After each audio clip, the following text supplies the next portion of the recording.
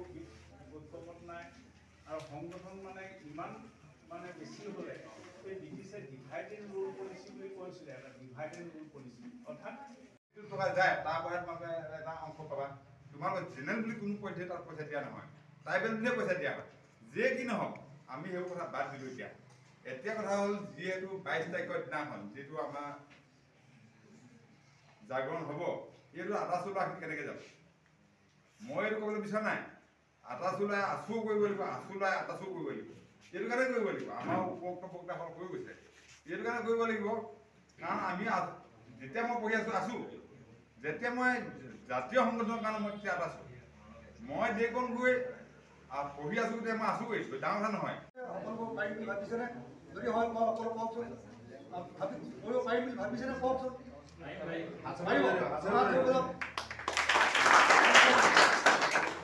এইখন কৰিবলৈ নৱনিৰ্বাচিত সমিতিখনে ইতিমধ্যে কেন্দ্ৰীয় সমিতিৰ সভাপতি ব্যক্তিবৰ্গে আপোনাক কথাখিনি বুজাই দিছে।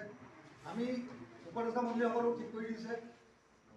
আমি থাকিব পাৰোঁ মোৰ পাছৰ পৰা, কিন্তু আপোনালোকক আমি এটা বিনম্ৰ অনুৰোধ জনাইছোঁ, নতুন সমিতিখনে প্ৰতিখন গাঁৱত মিনিমাম 3জন আহোম যুৱকক লগ লৈ প্ৰতি ঘৰৰ পৰা অতি কমেও প্ৰতিঘৰত সোমাই আমাক এই যাত্ৰাটোক যাতে সফল কৰি তোলাত সহায়ক বা আৰ্থিকভাৱে অতি কমে 10 টকা দিয়া নাযায়, আমি যোৱাত একো অসুবিধা নহয়, এই কথা আগতে কৈ গৈছে। আৰু কিছু আমাৰ জাতিটোৰ আহোম জনগোষ্ঠীটোৰ কিছুমান ব্যক্তি নিজৰ অধিকাৰ, নিজৰ কিছুমান মানে সুবিধাবাদৰ কিছুমান চিন্তা চৰ্চাই আমাৰ আহোম জাতিটো যথেষ্ট ক্ষতি কৰি আহিছে। আৰু এতিয়া জোৰ কৰি হাত পালেহি এইখিনি সময়ত আমি কিছু কথা সিদ্ধান্ত ল'লে এতিয়া খৰধৰকৈ কিছুমান সিদ্ধান্ত লোৱা হৈছে, তাতো কিছুমান ভুলভ্ৰান্তি থাকি যায়। মাৰপান নৃত্য হ'বলৈ সংঘৰ্ষ হ'ব সময় হ'ল। প্ৰতিখন গাঁৱতে আহোমৰ প্ৰায় 42খনমান গাঁও আছে আমাৰ ইয়াত। চুতীয়া ঘাঁহি প্ৰায় 300মান গাঁৱহে আছে ইয়াত কলিতাসকলৰ ধৰি।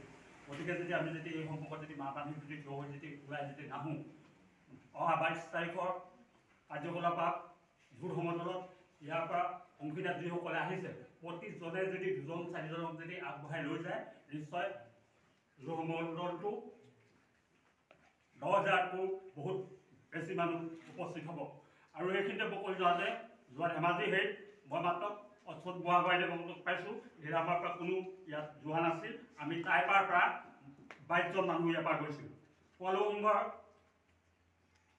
কেন্দ্ৰীয় সাধাৰণ সম্পাদক প্ৰাঞ্জল নেহিয়াদেৱকো মই লগ পাইছোঁ।